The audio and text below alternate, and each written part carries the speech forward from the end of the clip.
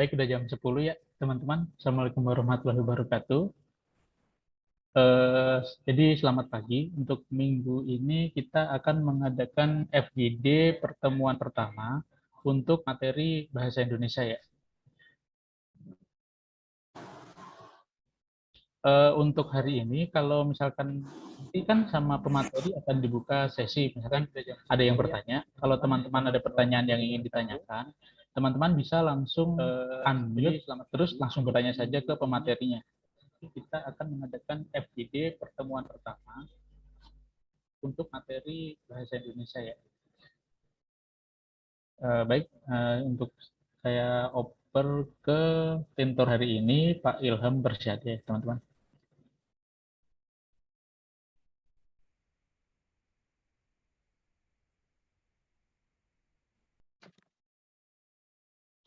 Ya, terima kasih Mas Rizal. Assalamualaikum warahmatullahi wabarakatuh.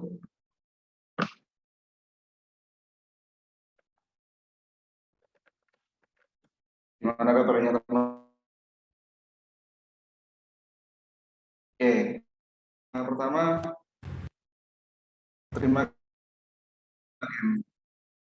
kasih sudah memberikan adanya forum diskusi ini yang pastinya sangat bermanfaat sebagaimana tahun. Semoga tahun ini bermanfaat dan teman-teman masuk di perguruan tinggi ya. Oke, kita boleh langsung aja yang saya coba untuk share screen.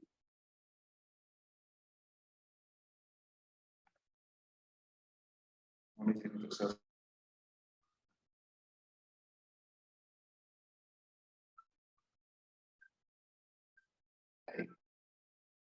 Sudah terlihat semua?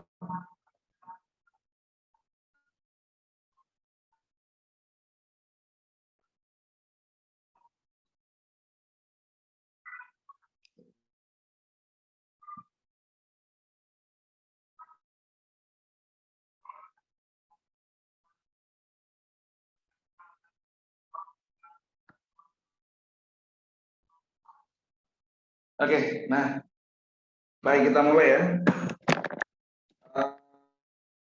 Bismillahirrahmanirrahim. Selamat pagi, assalamualaikum. Salam kenal juga buat teman-teman yang bergabung di forum ini hari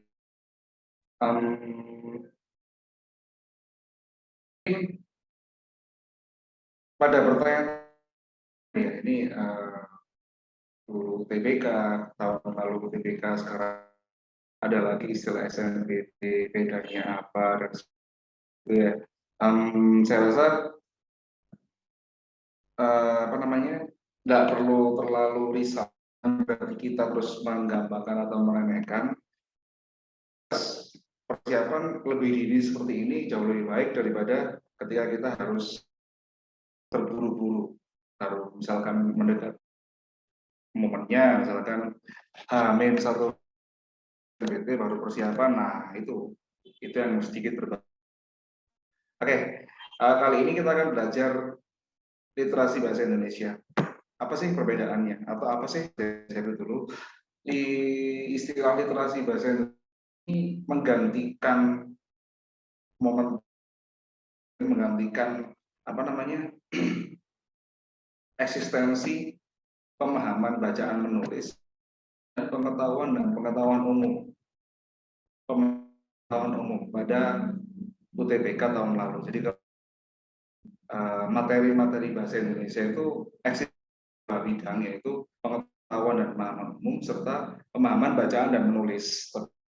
Ternyata dua hal itu diganti istilahnya, diadakan dan muncullah istilah literasi bahasa Indonesia.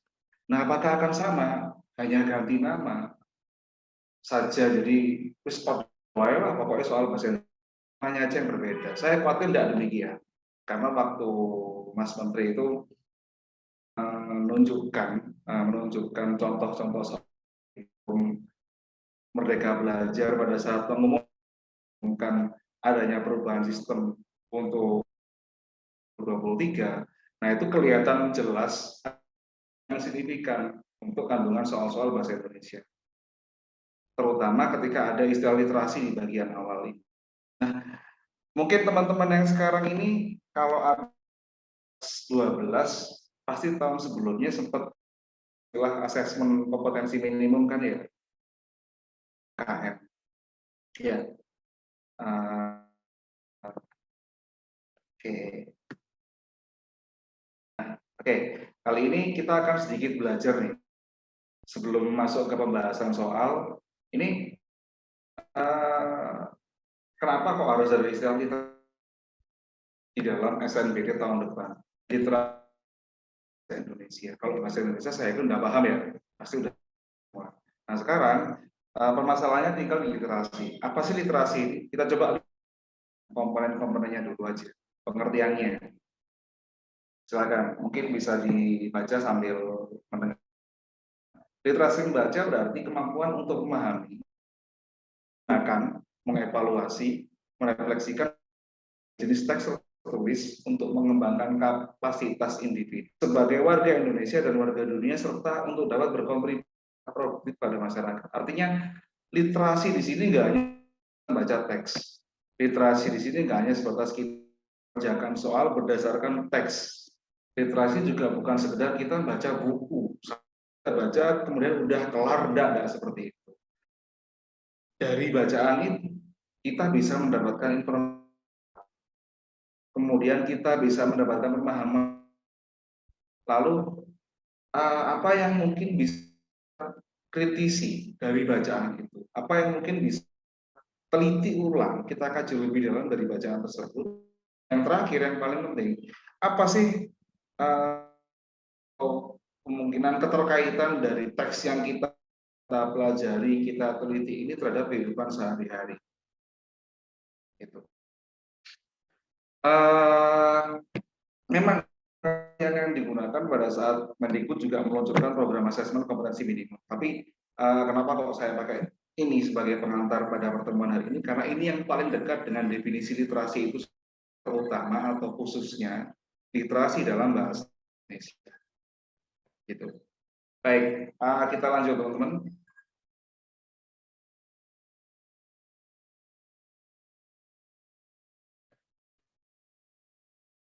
Kita lanjut dulu.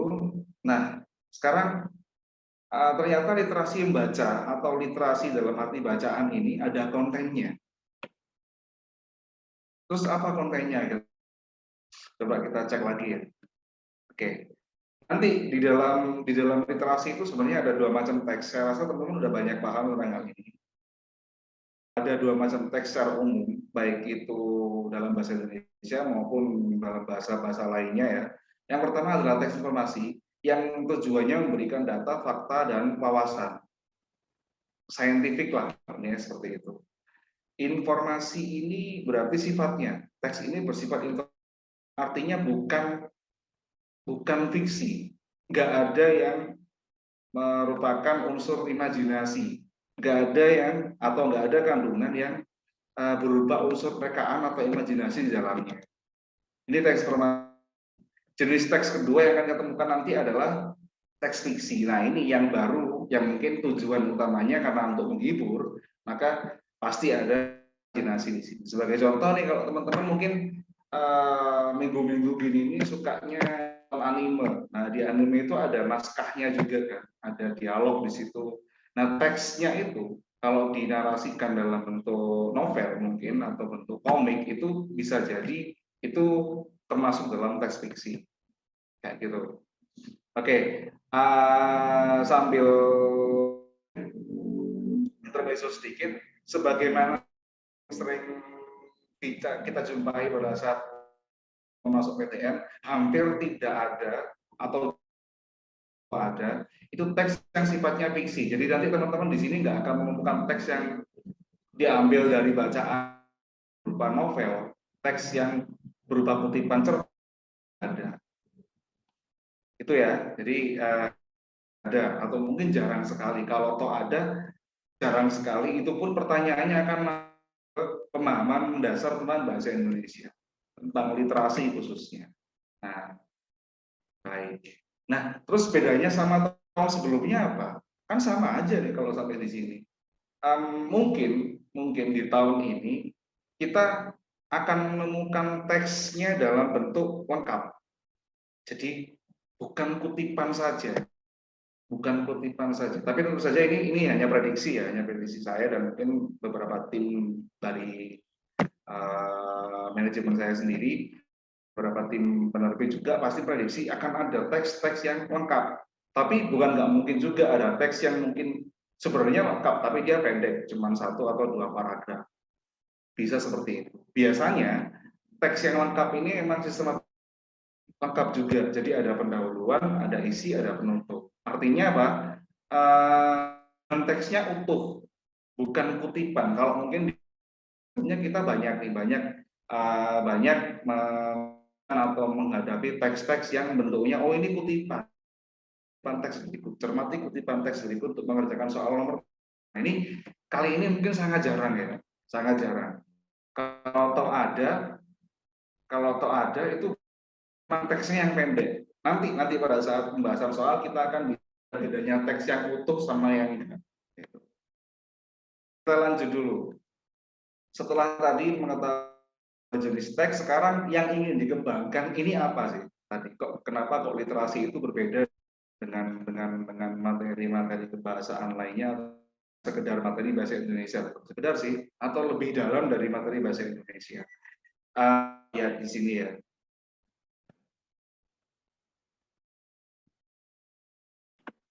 Nah, ini potensi yang ingin teman-teman sebenarnya ada 3 tahapan pencapaian nanti yang diinginkan. Ini benar ada di asesmen kompetensi minimum dulu. Jadi mungkin dari apa, dari jenis teks yang kita hadapi dan jenis temukan di dalam bahasan kali ini. Pertama, menemukan informasi, yaitu mencari, mengakses serta menemukan informasi. Jadi kalau teman-teman ada pertanyaan ada soal yang menanyakan kalimat utama, nah itu kan kalimat kan tertulis dan kita nggak perlu mikir cari susah, cukup menemukannya di mana dan angkut itu kalimat utama. Jadi ada dengan adanya pembacaan. Di sini kita hanya menemukan saja. Yang penting tahu konsepnya kalimat utama. Kita bisa berarti kira-kira ada di mana sih biasanya di awal. Oh berarti kemungkinan kalimat ini dan ini. Jadi cuma menemukan aja. Kemudian bisa juga pernyataan yang sesuai atau pernyataan misalkan kata ini merujuk pada, nah yang dimaksud ini merujuk pada, nah itu mana? Jadi biasanya ada di kalimat sebelumnya. Jadi kita menemukan informasi di sini. Hanya menemukan informasi yang tertulis jelas di wacananya, nggak perlu harus pakai pemikiran yang lebih dalam, tapi kita bisa menemukan informasi yang tersurat dari sebuah bacaan. Gitu. Kemudian sulit, ya ini interpretasi dan integrasi. Ini sama kayak pemahaman ya. Ini dituntut dua-duanya, tersurat maupun tersirat. Jadi secara istilahnya seperti ini. Seandainya teman-teman sudah bisa menemukan pertama dalam sebuah bacaan, teman-teman akan punya akses untuk menemukan gagasan topiknya, kemudian yang berhubungan dengan tema bacaan itu pasti. Dan itu satu yang disebut informasi tersurat, satu jenis yang dimaksud informasi jadi kalau kalimat utama tadi tersurat, maka ide pokok itu tersirat. Dan kalau bisa menemukan ide pokok, berarti sudah punya tingkat memahami, punya tingkat interpretasi di sini. Itu sederhananya seperti. Kemudian tingkat yang ketiga, ini ada evaluasi dan refleksi. Ini yang lebih sulit, sikap kritis. Mungkin kalau teman-teman bukan soal pernyataan yang kurang sesuai dengan kehidupan pada masa kini dalam teks tersebut, ini ada di pelajaran bahasa Indonesia kelas 12 biasanya sih. Seperti itu, contoh tentang evaluasi dan refleksi.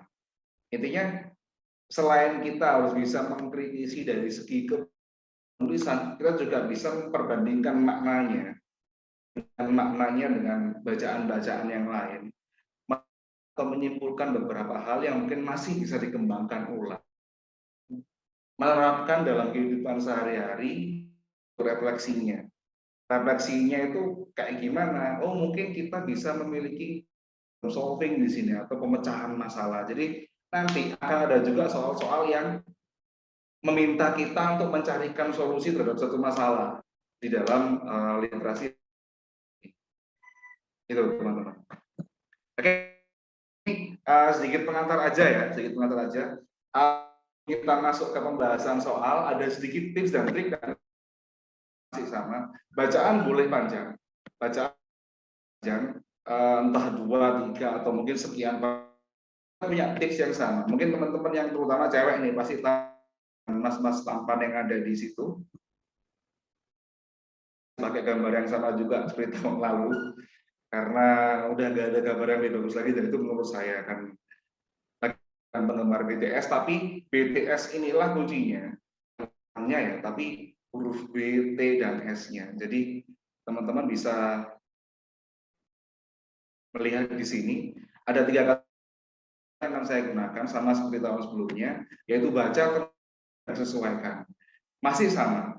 Kalau langkah yang pertama kita harus baca soal. Soal ini ada bingkai, adalah satu hal yang diberikan. Jadi kita tahu dulu masalahnya apa untuk tahu solusinya. Kayak gitu. Kita baca soal terus ngapain? Di dalam soal itu pasti ada kata kunci. Nah, kata kunci ini yang kita gunakan sebagai jembatan antara soal, pilihan jawaban, dan bacaan yang ada. Jadi kalau kita udah tahu kata kuncinya, otomatis kita tinggal dituntut untuk memahami atau tidak. Kalau dulu masih ada masa-masanya SNMPTN atau SBMPTN itu kejar-kejaran waktu ya. Saya masih mengikuti waktu ada mapel yang diujikan itu bidang TPA atau tes potensi akademik, dan ada 75 soal yang harus diselesaikan hanya dalam waktu 60 menit. Jadi berlomba dengan waktu. Saya pikir SBMPTN atau UTBK yang terakhir-terakhir ini akan lebih mendominasi ke dalam hal ini, pembobotan jawaban. Tapi ternyata dengar curhatan dari teman-teman yang ikut tahun lalu, tahun 2000, maksudnya tahun ini 2022 ini, iya mas, waktunya kok kurang untuk mengerjakan bahasa Inggris, untuk mengerjakan bacaan-bacaan, bahkan ada yang sama sekali hampir soal-soal yang termasuk hirungan waktu itu. Nah, peristiwa sehingga akhirnya diubahlah masuk ke PTN ini. Setelah menemukan kata kunci, kita kembali ke sini.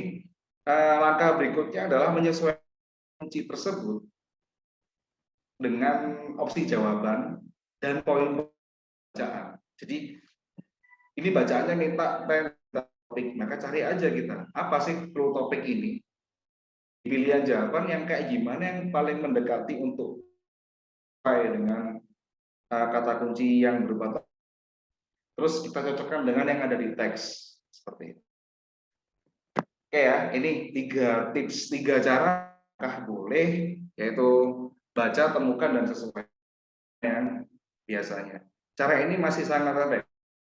Bukannya kita instan, bukannya kita mempersingkat, kita akan tetap memerlukan pemahaman konsep dasar. Di sini juga akan memerlukan bagaimana sih kita menguasai ini. Ini hanya langkah saja yang mungkin bisa mengurangi durasi atau bisa mereduksi yang kita perlukan untuk mengerjakan dalam satu soal. Itu aja. Kita masuk ke latihan soal dulu langsung, mungkin biar karena teknis seperti apa soalnya, apalagi bagaimana soalnya, kita menentukan secara pasti kayak gimana. Jadi pada pertemuan kali ini kita coba untuk latihan ya soal, lebih banyak model soal saja. Model soal 30 tahun lalu kayak gini, model soal yang berupa. Salah satu poin dari literasi adalah penalaran. Akan banyak dimasukkan ke dalam soal. Jadi kemampuan kita dalam memahami teks, dalam mengevaluasi, merefleksikan teks, atau dalam integritas kita itu akan diukur dari gimana sih kita menempatkan nalar kita, gimana kita menggunakan bacaan yang ada. Baik, kita akan banyak variasi soal di sini. Kurang lebih kalau nggak salah, tadi sempat saya siapkan ada 3 model versi UTBK yang berbeda. Itu. Yang pertama soal nomor 1. Soal nomor 1 ini soal yang identik banget dengan UTBK.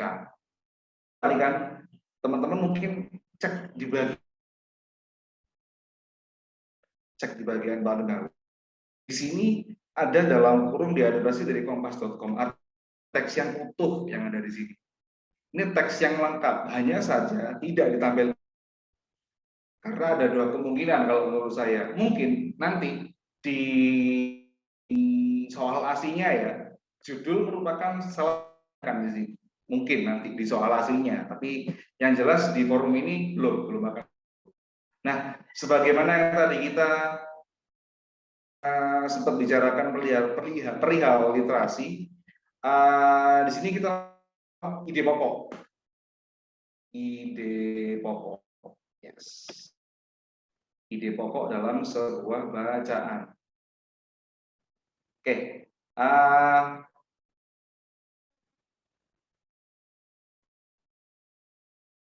bantu atau langsung kita bahas saja. Ada yang mau nebak-nebak? Mas atau barangkali masih mau menebak?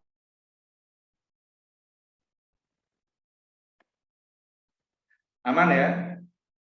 Atau ada yang udah nemu jawabannya? Jangan-jangan.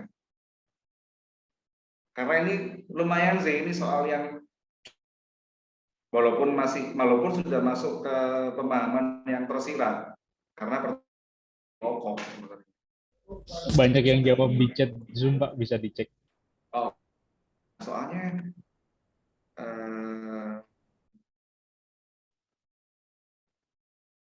sebentar.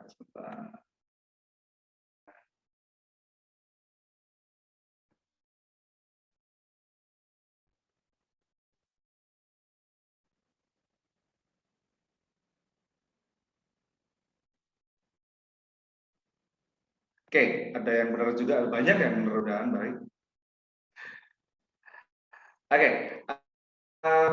gini ya, langsung kita bahas saja yang alhamdulillah berarti sudah sedikit banyak atau punya penguasaan terhadap materi bidang literasi ini, paling tidak sudah sering latihan soal. Kita mulai pembahasannya. Pertama, tadi setelah baca soal kita menemukan kata kunci, yaitu di sini, yaitu ide pokok. Oke, ide pokok terdapat dalam kalimat utama. Kalimat utama biasanya ada di bagian awal atau bagian akhir dalam kalimat. Mohon maaf. Jadi yang diperhatikan di sini cuma pertama 2 kalimat dulu. Ada kalimat 1 sama kalimat kedua. Di kalimat 1 sama kalimat 2 ini ada kuncinya, ada informasi kuncinya.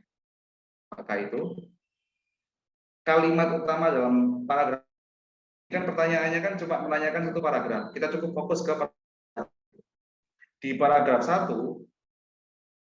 kalimat 1 itu berbunyi tarian sinkron menggambarkan kesucian sang penari. Kemudian di kalimat yang kedua kita menemukan kata ini.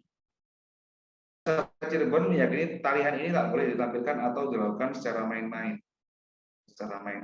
Nah, masyarakat Cirebon meyakini tarian ini tidak boleh ditampilkan atau dilakukan secara main-main. Berarti pembahasannya ke sini, tarian ini. Tarian apakah ini? Kita langsung masuk. Itu tarian simpret. Jelas sudah sekarang. Jadi poinnya di pokoknya ini pasti tentang simpret, karena kalimat utamanya yang ada dia berkedudukan sebagai kalimat 1 itu membicarakan tarian simpret. Nah, kemudian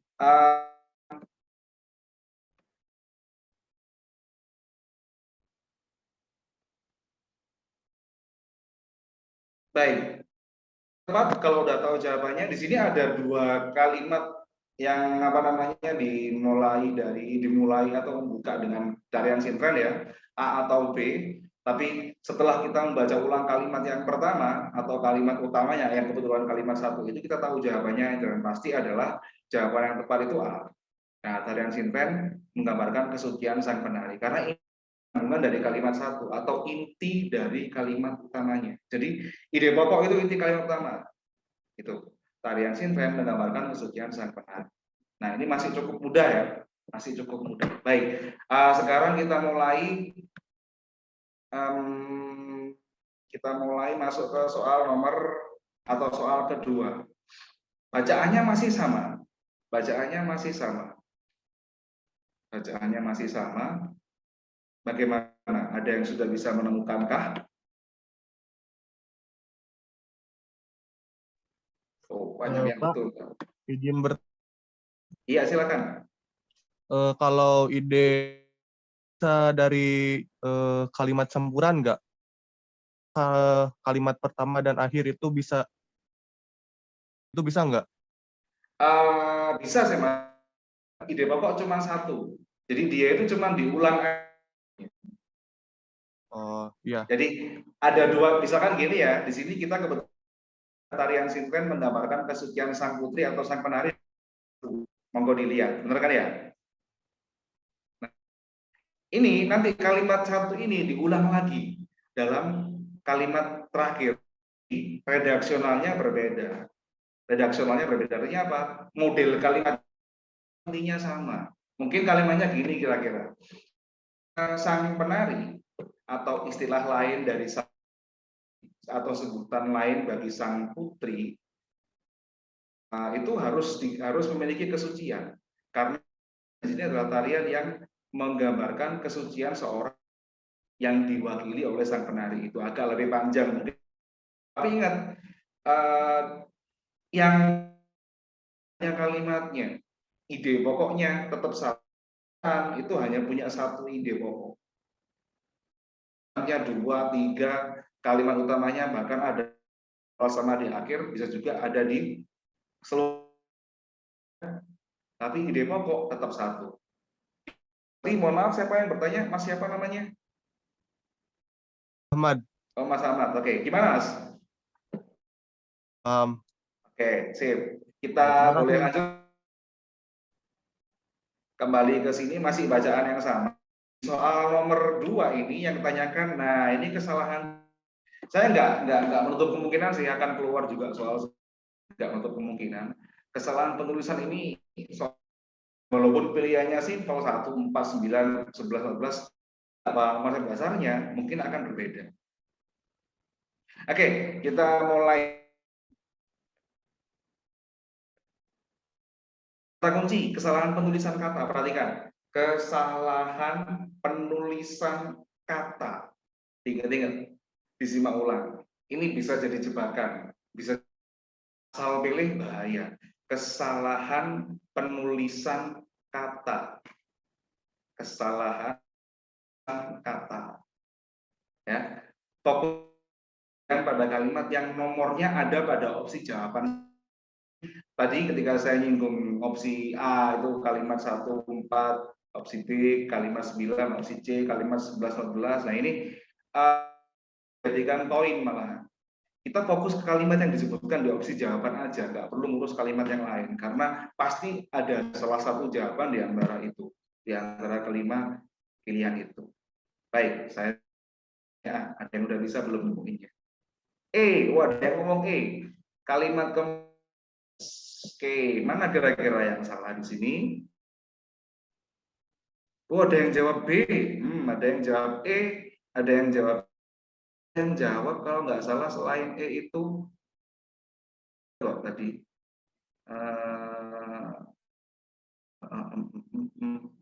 Oh ya, mayoritas juga yang D ini. Nah, E, B atau D. Oke, kita tahu 3 jawaban ya. Kita 3 jawaban. Kira-kira yang mana? Saya masih suka bingung. Oke. Kesalahan penulisan kata itu berbeda dengan kesalahan penulisan huruf. Jebakan. Ada yang udah masuk jebakan. Yang jawab E terutama mungkin kira-kira lihat ada nggak penulisan kata yang salah di kalimat ke-14. Mungkin ya, mungkin kalau saya itu bidik yang tari sintren ini. Nah, tari sintren ini kan harusnya S-nya kecil. Gitu kan ya. Tapi ternyata S-nya kapital. Salah. Nah, sekali lagi perhatikan, adalah kesalahan penulisan kata, bukan huruf. Kalau pertanyaannya penulisan huruf, kita malah bingung. Kenapa? Karena ada sintren, dan hampir setiap kata sintren itu menggunakan di sini. Karena itulah digunakan dalam pertanyaan ini kesalahan penulisan kata sebenarnya. Walaupun nggak tersurat sih, nggak langsung, hanya menyebutnya saja di sini. Baik, karena di kata sintren itu diawali huruf kapital, jadi nggak mungkin jawabannya. Berarti kan bukan huruf. Nah, coba sekarang kita cari kesalahan penulisan kata di sini. Kesalahan penulisan kata. Yuk, coba lagi yuk. Mungkin ada yang nemu yuk. Oh, ada yang udah jawab lagi tuh nampaknya tuh. Ada yang lain juga kesalahan penggunaan kata. Nanti kita bahas ya. Perbedaan kata sama penggunaan kata. Oke. Kelas mirip, tapi kalau penggunaan kata itu ada hubungannya sama bentuk atau imbuhan, atau ada hubungannya sama penggunaan imbuhan atau enggak. Kalau ini kesalahan penulisan itu bisa jadi letaknya, atau mungkin memang salah dari dalam satu kata itu salah nulisnya itu ada kesalahannya. Kayak contoh nih, sekedar atau sekadar. Kita fokus ke soal dulu karena udah mulai yang penasaran. Nah, ada yang kekeh D. D itu kalimat ke-11. Langsung penari berhasil lolos dari berganti pakaian. Sayangnya ini masih belum tepat. Yang jelas-jelas penulisan yang salah di sini ada di nomor 4. Nah, coba diamati dari awal kalimat. Coba di kalimat keempat. Sehingga sebelum sang penari harus melakukan puasa. Nah, ini perlu diperhatikan. Bahkan di sini ya. Kalau pertanyaannya atau kesalahan konjungsi atau pemakaian konjungsi, nah itu pasti ketemu jawabannya. Kesalahan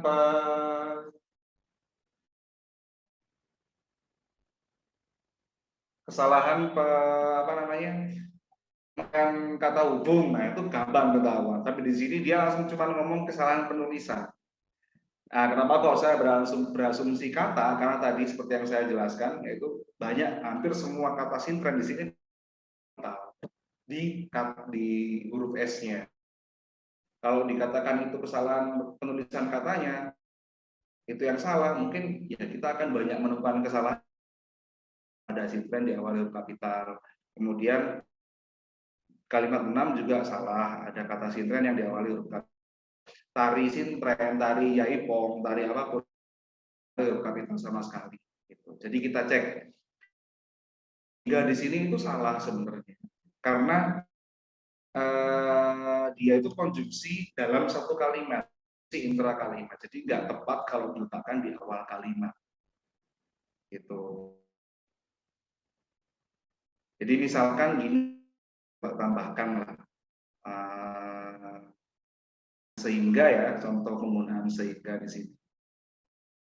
Nah, di sini seorang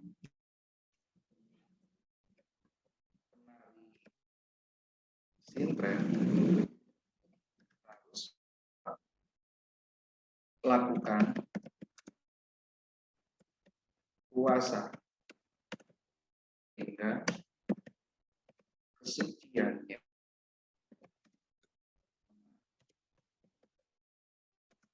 terjaga. Ini asal bikin aja kalimatnya. Jadi ya di sini modelnya seperti ini.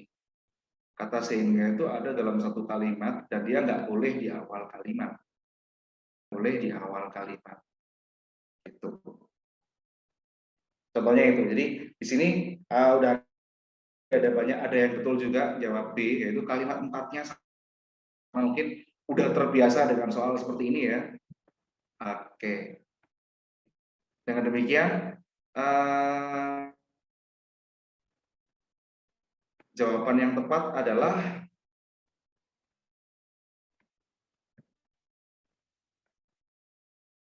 kalimat keempat. Jadi kata sehingganya yang salah di situ. Jadi harusnya dia ada di awal kalimat. Oke. Banyak nih yang jawab nih. Wah. Nah, yang benar nih.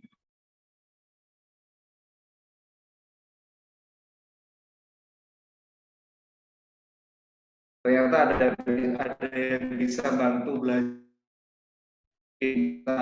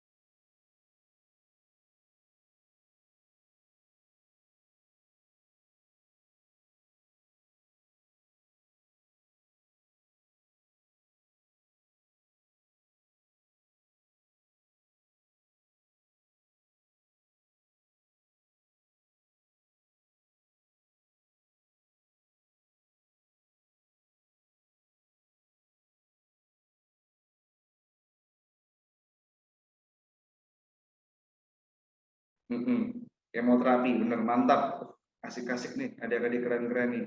Nah ini nalar yang paling gampang emang di sini ya. Biasanya kita nemukan di TPA di bagian silogisme. Gampang-gampang susah sih kalau kebetulan ini mungkin masih muda, tapi ada yang teksnya lebih panjang. Baik, kita bahas. Nah bagiannya A, kalau kita udah tahu jawabannya yang benar itu E, maka pastikan dulu yang lain salah sebelum kita yakin. Kalau masih meragukan, wah bahaya berarti. Oke.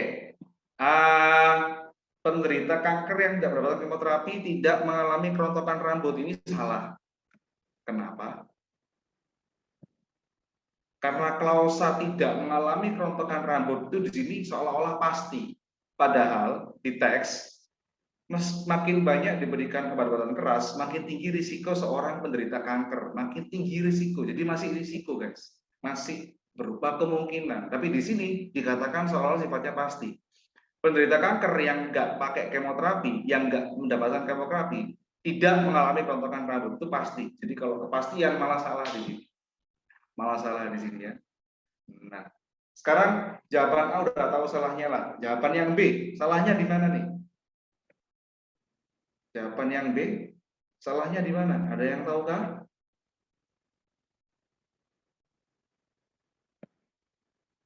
Jadi bukan masalah kita cuma tahu jawaban yang benar, tapi tahu harus jawaban yang salah ini, jawaban yang ini salahnya di mana. Karena itu yang bisa bikin kita lebih yakin pertama, dan itu bikin kita lebih memastikan lagi langkah kita udah benar atau tidak. Gitu. Oke, jawaban yang B simple aja kok. Salahnya di sini sebenarnya. Nah, itu loh. Kemoterapi tidak digunakan oleh penderita kanker yang nggak ingin rambutnya rontok. Di satu bacaan pendek ini, di sini nggak ada yang menyebutkan keinginan. Jadi teks ini nggak mau tahu apakah penderita kanker itu ingin rambutnya rontok atau tidak. Itu aja. Nah, kemudian A, B udah, yang C salahnya di nggak mengandung premis kerontokan rambut. Coba dicek di sini teman-teman. Lo udah ketahuan juga tuh. Ada rambut rontok di bacaan ini. Jadi bacaan ini mengandung rambut rontok ya. Jadi harus ada premis kerontokan rambut dalam jawabannya. Nah, jawaban C tidak mengandung kata itu. Gitu. Nah, terus jawaban yang D itu ada rambutnya rontok. Tapi kok salah? Kenapa? Mari kita lihat. Tuh, kemoterapinya kok juga salah. Kenapa? Mari kita lihat.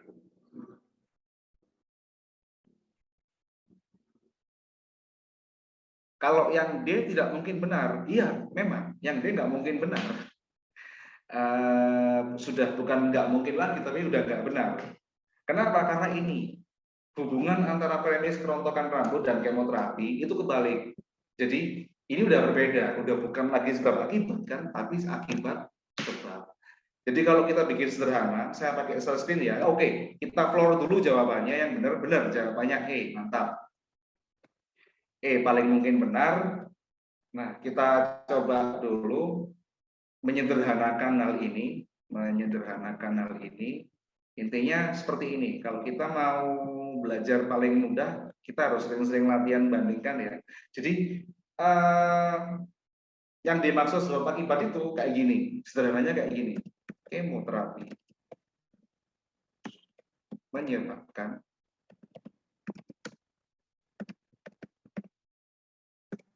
kerontokan rambut. Nah, di sini udah jelas ya, kemoterapi dulu menyebabkan kerontokan rambut. Urutan premisnya juga jelas, kemoterapi terlebih dahulu, kemudian ini hubungan sebab akibatnya di sini di predikat kalimat ini, dan kerontokan rambut sebagai akibatnya. Jadi kalau dibikin seperti ini, kebalik, jadinya akibat sebab. Itulah kenapa salah. Baik. Oke, sampai di sini dulu. Clear on drawing.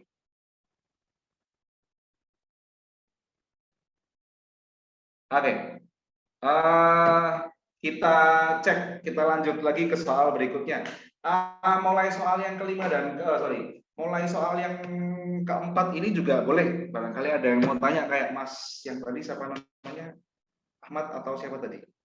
Boleh. Kalau ada yang mau nanya, kita lanjut dulu.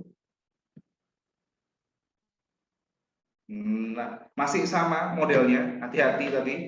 Pada tahun 2020, jumlah pengguna telepon seluler berteknologi 5G belum sebanyak telepon seluler berteknologi 4G. Oke. Manakah pernyataan berikut yang paling mungkin menjelaskan perbedaan? Nah, kan. Perbedaan kedua kondisi. Kondisi apa yang jelas di sini? Nah, kondisi pengguna jaringan 4G dan 5G. Pada tahun 2020 dan 2021. Gimana nih ya? Udah bisa bantu jawab Kak? Oke, ada yang bisa bantu jawab Kak?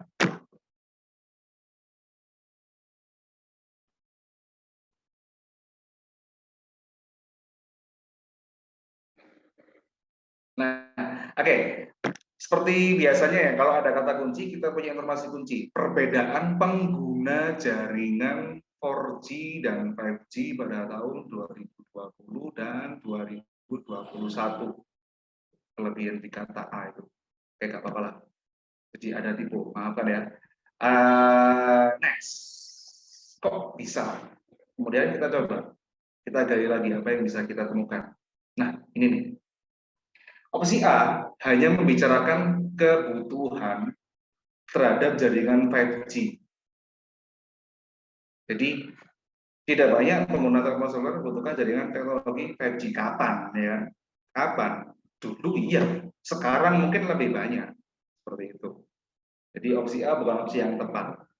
Nah, opsi B di sini mengandung informasi yang tidak terdapat dalam teks, yaitu penyedia. Di teks ini nggak ada unsur, nggak ada premis yang menyebutkan penyedia jasa telepon seluler atau penyedia ponsel, atau lebih sering kita kenal dengan provider ya kalau di sini. Di sini nggak bahas provider sama sekali, atau bahas penjual ponsel sama sekali, atau nggak bahas vendor apapun di teks ini. Jadi ketika ada kata penyedia di sini, penyedia jasa telepon, ini jelas salah, kurang tepat. Pertama itu, kedua dia juga masih membahas satu layanan, satu sisi aja. Jadi jaringan 4G, jaringan 5G aja yang dibahas. Nah, sebenarnya yang C ini sekilas kelihatan sama. Makin banyak orang yang merasakan keunggulan jaringan teknologi 5G. Sebenarnya di sini ada perbandingan. Kalau makin banyak orang yang merasakan keunggulan jaringan teknologi 5G, berarti dari mana? Daripada jaringan teknologi apa? Kita pasti akan mikir daripada jaringan teknologi yang mungkin sebelumnya keluar, berarti 4G. Jadi ini ada implikasinya sebenarnya. Makin banyak orang yang merasakan keunggulan jaringan teknologi 5G secara tersiratnya dibandingkan dengan teknologi 4G. Sama seperti ketika teman-teman menemukan soal semua dan sebagian, semua orang bermain bola, sebagian orang memakai sepatu. Kalau ada sebagian orang memakai sepatu, berarti sebagian yang lain tidak memakai sepatu. Nah, opsi D tadi opsi C ya, karena mungkin ini yang terindikasi paling benar. Kita coba cari yang lain dulu. Kita coba cek jawaban C sama D, jawaban D sama E. Nah, opsi D mengandung informasi yang tidak terdapat dalam teks, yaitu wilayah. Lagi-lagi di sini ada istilah wilayah jaringan, dan ini nggak dibahas dalam teksnya. Nah, ini nih, ini yang bikin jawaban D salah. Opsi E juga sama. Jadi ada info yang nggak dibahas dalam teksnya, itu produsennya, produsen teleponnya. Jadi perusahaan pembuat teleponnya. Ya mungkin vendor lah, vendor atau apa tadi, ada vendor ya, vendor bukan provider, vendornya mungkin tadi. Nah di sini jelas, berarti dengan demikian jawaban yang lebih tepat atau paling tepat, kalau tepat adalah yang C, sesuai dengan informasi meningkatnya pengguna jaringan 5G. Ingat di sini informasinya terbatas hanya di peningkatan pengguna jaringan 5G. Jadi mau itu karena mereka butuh, atau mau itu karena banyak yang menyediakan, mau itu karena sekarang hampir semua jaringannya udah 5G. Kalau 4G malah lemot, nah itu nggak ada urusan. Yang penting pengguna jaringan 5G-nya itu meningkat dibandingkan dengan pengguna 4G pada dalam lingkup tahun 2020 dan 2021. Ayo ada yang C salah deng, padahal bener. Tadi udah tahu salahnya ya. Nah ini, tadi udah tahu salahnya, siapa tuh Mbak Vita kalau nggak salah. Udah tahu salahnya di mana? Situ di dikatakan nggak ada produsen jaringan 4G-nya di teks, jaringan 5G-nya di teks. Oke, soal berikutnya. Waktu kita tinggal cukup terbatas karena hanya 60 menit. Karena itu kita coba langsung masuk ke soal berikutnya aja.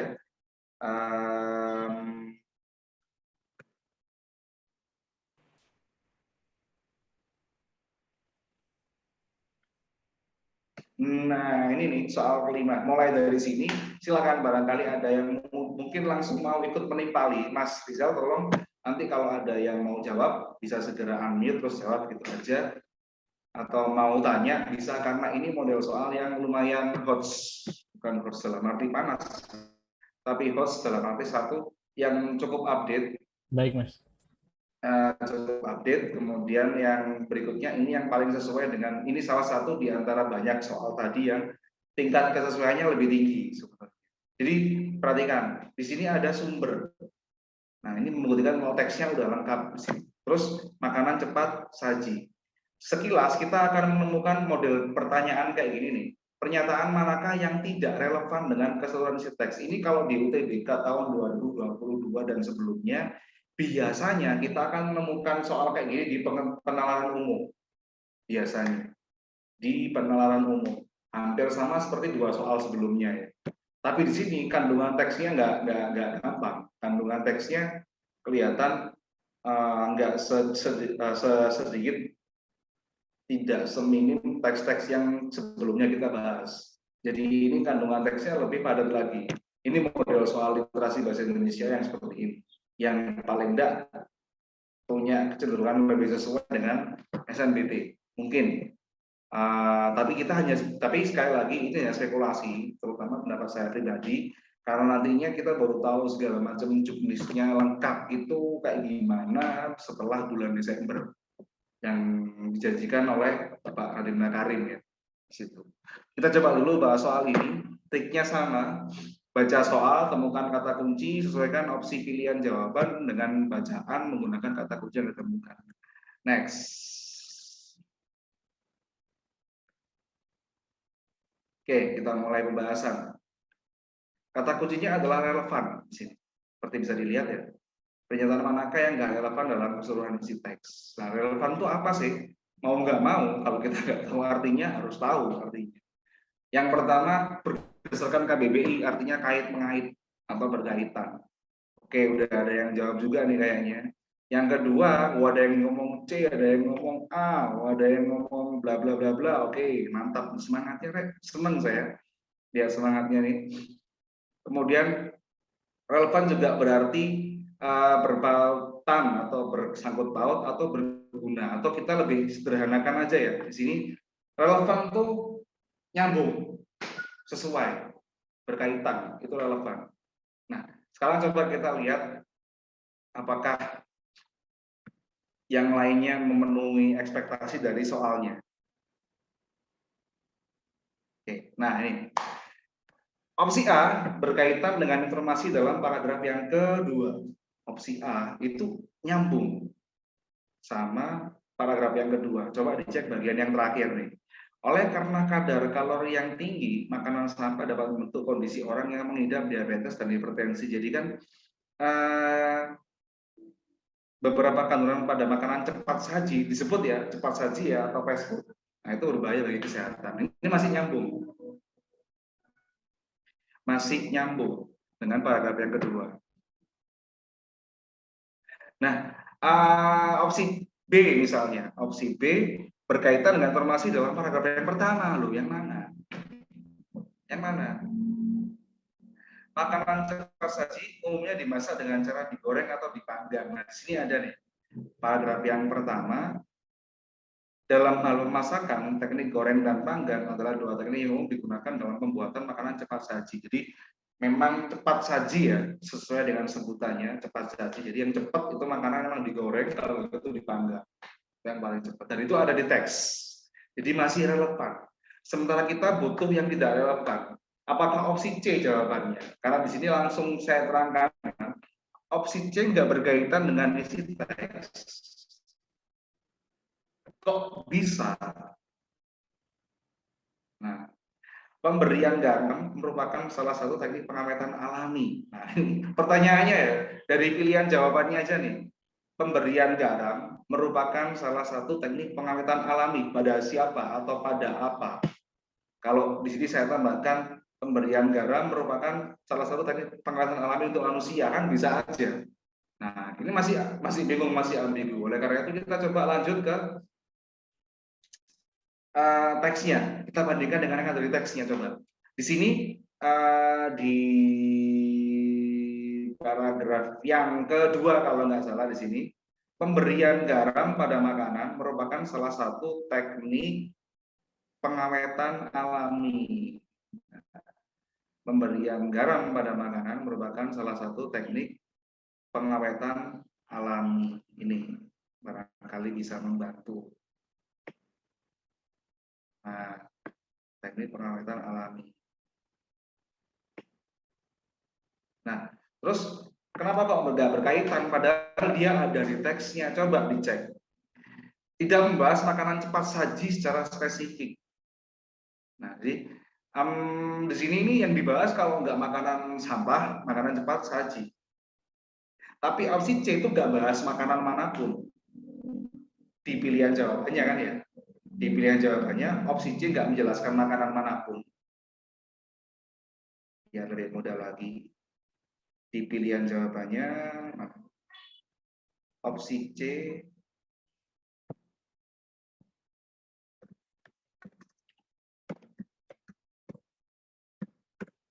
tidak menjelaskan makanan yang manapun. Tidak menjelaskan makanan malahan.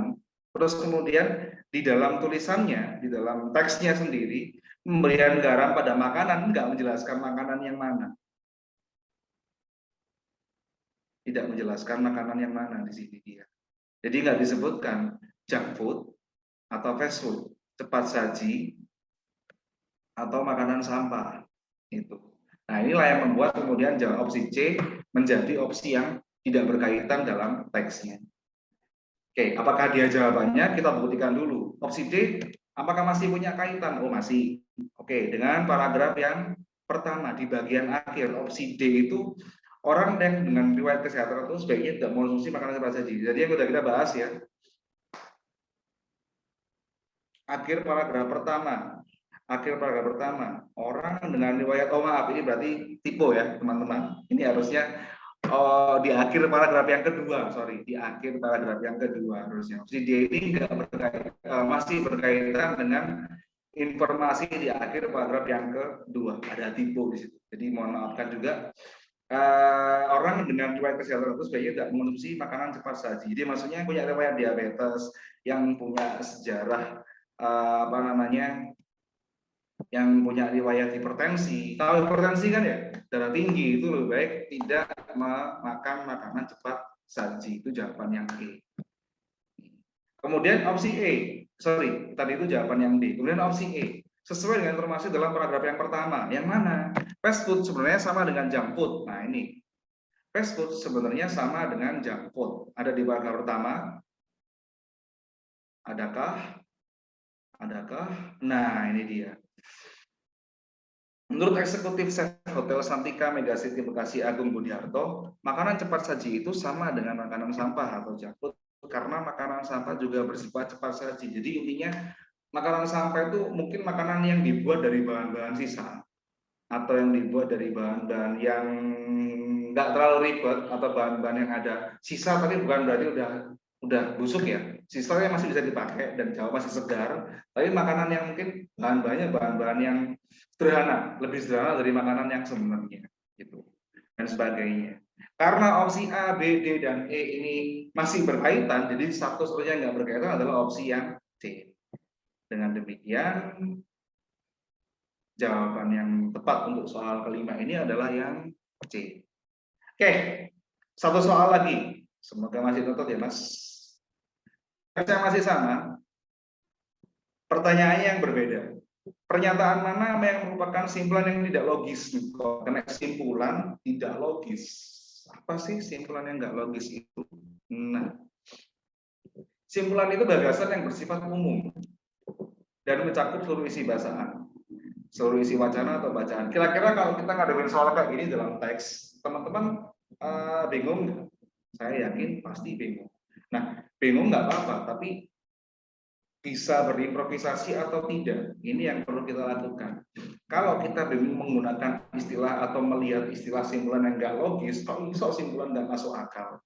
Simpulan yang nggak masuk akal itu bisa dibuat. Kenapa? Contohnya misalkan gini,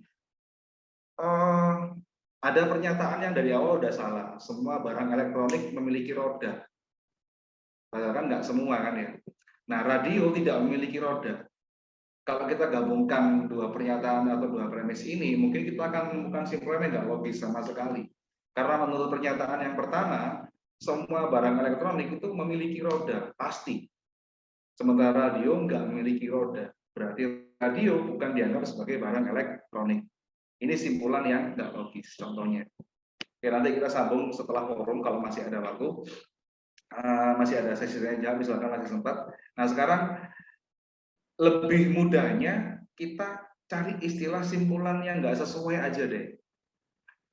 Tapi ingat, bener-bener kita kita pikirkan ini dari opsi A, B, C, D, E-nya.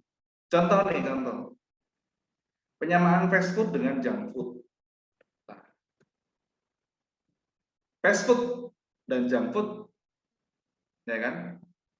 Fast food itu makanan cepat saji, sementara junk food makanan sampah. Itu dianggap sama. Hal seperti ini logis atau tidak? Menurutnya teman-teman. Oke, karena soal terakhir, ada yang tanya tadi, sebentar sambung, ada Pramudia, ada Elsa tadi kalau nggak salah, di atasnya Pramudia itu, Kak, apa kalimat opsi C? Oh, di soal yang tadi ya, boleh dihilangkan karena nggak relevan. Bener, kalimat yang nggak relevan itu sama kayak kalimat yang nggak nyambung, boleh dihilangkan. Bener. Nah, sekarang sampai yang di sini nih, ada yang udah jawab A ini kayaknya. Pramudia Beni, Siva. Oh, semua jawab A. Oke, asik. Apakah logis ketika fast food disamakan dengan junk food? Ada yang mau menimpali atau memberikan jawaban lisan? Monggo, sekalian kita tukar pikiran karena ini pertanyaan yang terakhir. Silakan. Buat teman-teman yang mau menjawab bisa di-unmute, boleh silahkan. Monggo. Kenapa kok fast food itu disamakan dengan junk food? Kok malah nggak logis? Silakan, jangan malu-malu.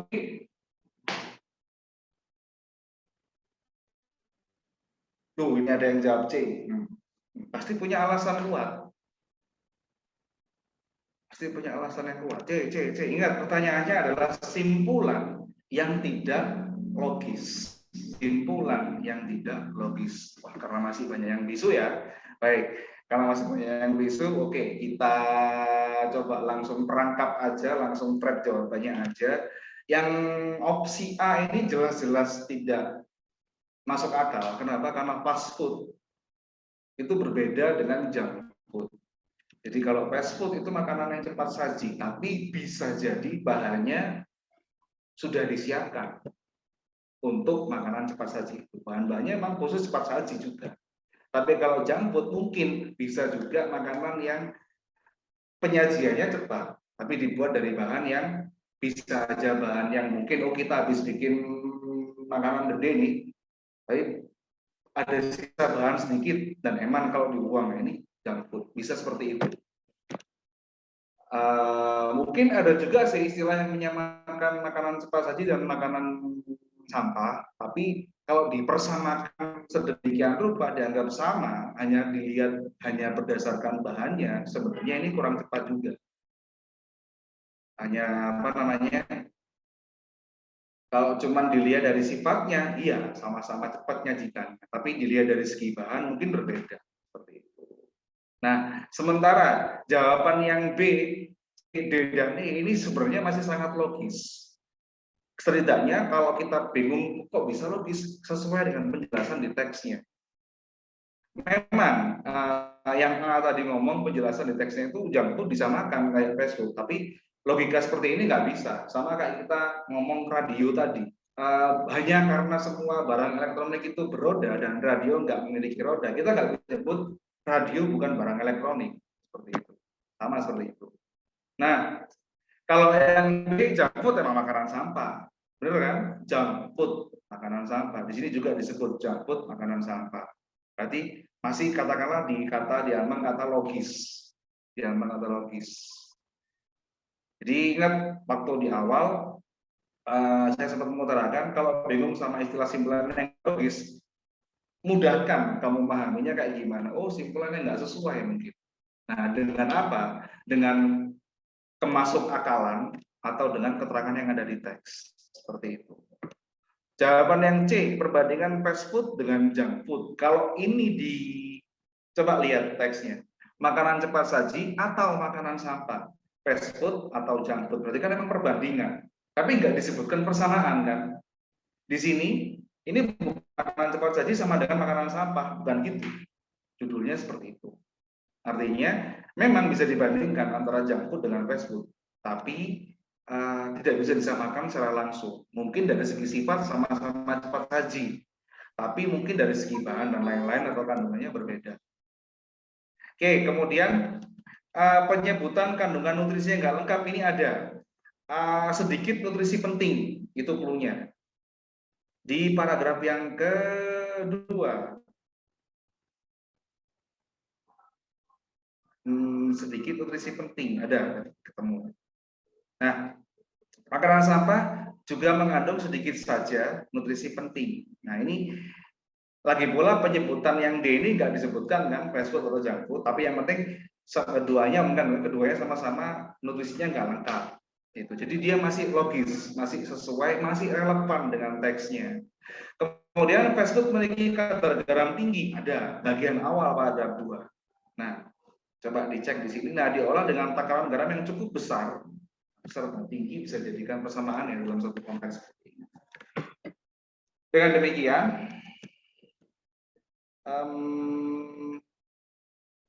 jawaban yang tepat untuk soal 6 adalah, saya ingin lihat teman-teman jawab apa terakhir sebelum dialihkan kembali ke Mas Rizal.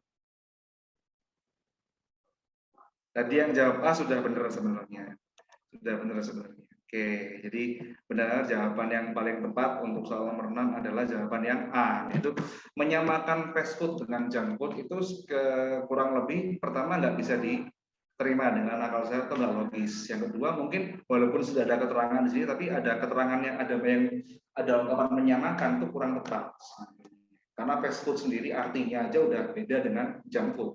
Kalau fast food cepat saji, junk food makanan sampah. Walaupun mungkin kedua-duanya itu bisa dinamakan, bisa juga dijadikan makanan cepat saji dari segi penyajiannya yang cepat, nggak ribet. Tapi mungkin junk food punya perbedaan dalam hal kandungan daripada fast food. Seperti itu. Oke, saya kembalikan ke Mas Rizal. Apa ini boleh? Apa sudah boleh saya stop sesinya? Mungkin. Kalau misalkan teman-teman masih ada yang mau bertanya, bisa dilanjutkan, Mas, nggak apa-apa. Atau mungkin ada materi yang mau disampaikan lagi, silahkan. Oke, silakan. Enggak sih, kalau untuk pertemuan pertama ini 6 soal dulu aja, anggaplah pemanasan. Seperti itu. Karena lagi pula sih, seperti yang saya katakan tadi, ini saya stop share dulu aja. Seperti yang pernah saya katakan sebelumnya, semua soal-soal yang di sini masih bersifat prediktif, teman-teman. Masih prediktif. Apakah akan seperti 6 soal kali ini? Enggak. Mungkin bisa jadi bentuknya tiga bentuk tadi, 3 model soal tadi, bagian bacaannya cukup panjang maupun lumayan pendek, yang lebih ke nalar maupun yang lebih ke tekstual, itu ada semua. Hanya saja kita harus waspada kepada model soal yang kayak tadi, soal yang terakhir.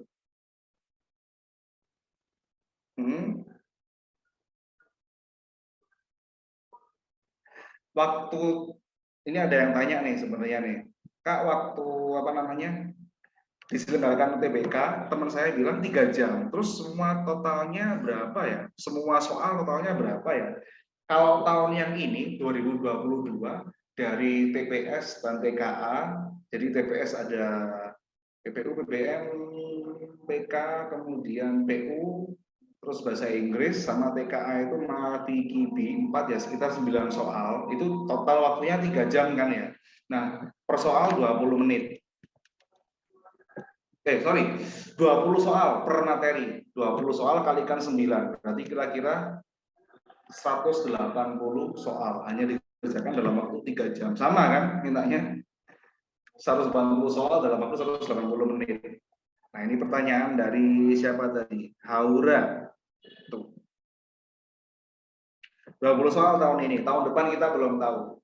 Jadi kebanyakan tahun ini 20 soal. Hampir semua siswa, hampir semua teman-teman yang ikut UTBK tahun ini, saya tanya berapa soal? 20 soal. Katanya kayak gitu.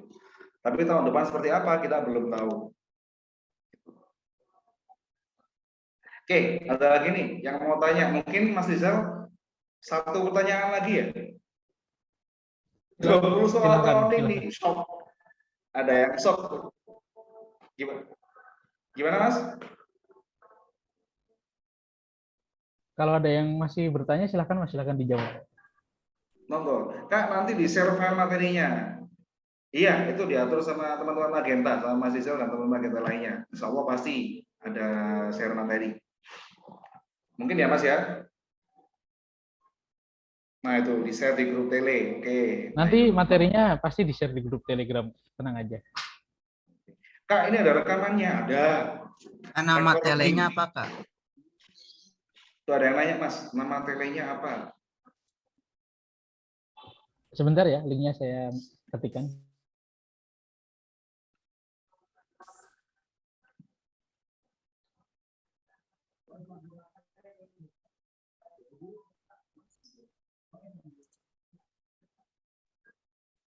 Untuk rekaman materi yang hari ini nanti akan di-share di YouTube.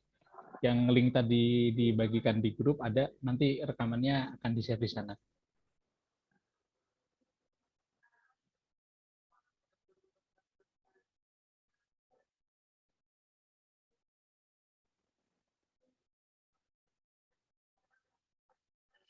Oke, itu dulu kayaknya Mas Rizal, mungkin. Oke Mas, jadi bisa terima kasih ya buat teman-teman yang udah ikut pendampingan hari ini dari awal sampai akhir. Kalau ada yang mau ditanyakan nanti bisa ditanyakan di grup Telegram ya. Baik, jadi ada yang mau ditambahkan Mas Ilham atau sudah bisa saya tutup?